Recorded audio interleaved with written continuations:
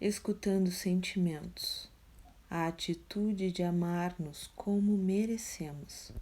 De Vanderlei Oliveira, pelo Espírito Hermanci Dufour. Capítulo 5. Estufas psíquicas da depressão. Abre aspas. Apenas Deus, em sua misericórdia infinita, vos pôs no fundo do coração uma sentinela vigilante que se chama consciência. Escutai-a, que somente bons conselhos elas vos dará. Às vezes conseguis entorpecê-la, opondo-lhe o espírito do mal. Ela então se cala. Fecha aspas. Um espírito protetor, Leão, 1860. O Evangelho segundo o Espiritismo, capítulo 13, item 1. Depressão é uma intimação das leis da vida, convocando a alma a mudanças inadiáveis. É a doença prisão que anula a liberdade da criatura rebelde, viciada em ter seus caprichos atendidos. Vício sedimentado em milênios de orgulho e rebeldia, por não aceitar as frustrações do ato de viver.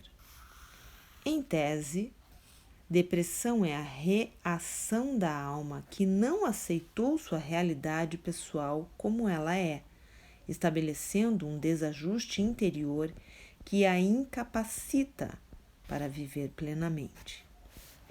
Desde as crises ocasionais da depressão reativa até os quadros mais severos que avançam aos sombrios labirintos da psicose, encontramos no cerne da enfermidade o espírito, recusando as propostas da vida.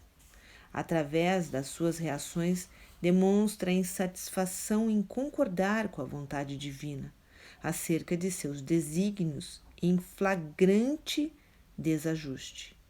Rebela-se ante a morte e a perda, a mudança e o desgosto, a decepção e os desafios do caminho, criando um litígio com Deus, lançando a si mesmo nos leitos amargos da inconformação e da revolta, do ódio e da insanidade, da apatia e do sofrimento moral.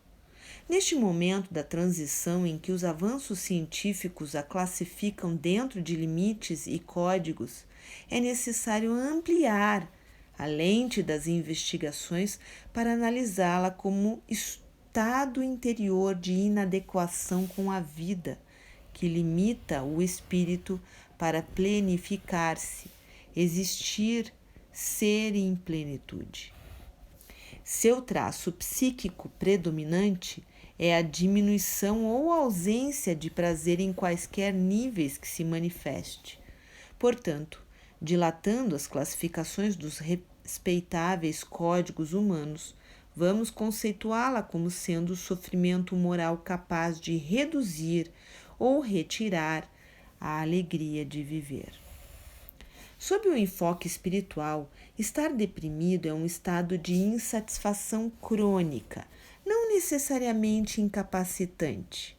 As mais graves psicoses nasceram através de filetes de loucura controlada, que roubam do ser humano a alegria de continuar sua marcha, de cultivar sonhos e lutas pelos ideais de sobrevivência básica. Nessa ótica, tomemos alguns exemplos para ilustrar nosso enfoque de depressão à luz do espírito imortal em condutas rotineiras. O desânimo no cumprimento do dever, a insegurança obsessiva, a ansiedade inexplicável, a solidão em grupo, a impotência perante o convite das escolhas, a angústia da melhora, a aterrorizante sensação de abandono, sentir-se inútil, baixa tolerância às frustrações, o desencanto com os amigos, medo da vulnerabilidade, a descrença no ato de viver, o hábito sistemático da queixa improdutiva, a revolta com normas coletivas para o bem de todos, a indisposição de conviver com os diferentes,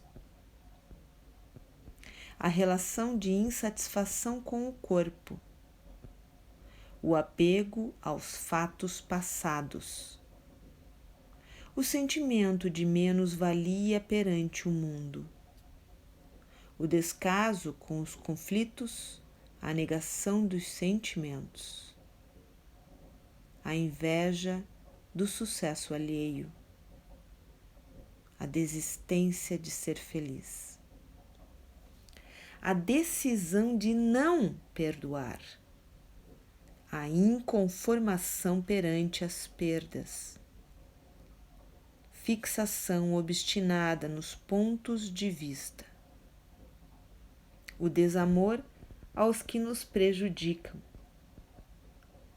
o cultivo do personalismo, a exacerbada importância pessoal, o gerenciamento ineficaz da culpa, as aflições fantasma com o futuro,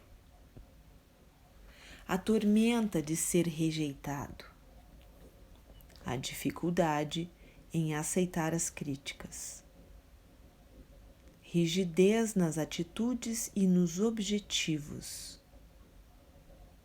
conduta perfeccionista, sinergia com o pessimismo, impulso para desistir dos compromissos, pulsão para controlar a vida, irritabilidade sem causas conhecidas. Todas essas ações ou sentimentos são sinais de depressão na alma, porque criam ou refletem um desajuste da criatura com a existência, levando-a paulatinamente a roubar de si mesma a energia da vida. São rejeições à sábia e justa vontade divina, excelsa expressão do bem em nosso favor nas ocorrências de cada dia. Bilhões e bilhões de pessoas, na vida física e extrafísica, estão deprimidas ou constroem estufas psíquicas para futuras depressões reconhecidas pela ótica clínica. Arrastam-se entre a animalidade e o mundo racional. Lutam para se livrar da pesada crisálida magnética dos instintos e assumir sua gloriosa condição de filhos de Deus e co-criadores na obra paternal. Vivem, mas não sabem existir. Perambulam, quase sempre, na alegria de possuir e raramente alcançam o prazer de ser. Ora, escravos das lembranças do passado, ora, atormentados pelo medo do futuro. Peregrinam sob os grilhões do ego, recusando os apelos do self. Esse conceito maleável da doença explica o lamentável estado de inquietude interior que assola a humanidade. É a algazarra do ego criando mecanismos para continuar seu reinado de ilusões, obstruindo os clarões de serenidade e saúde imanentes do self.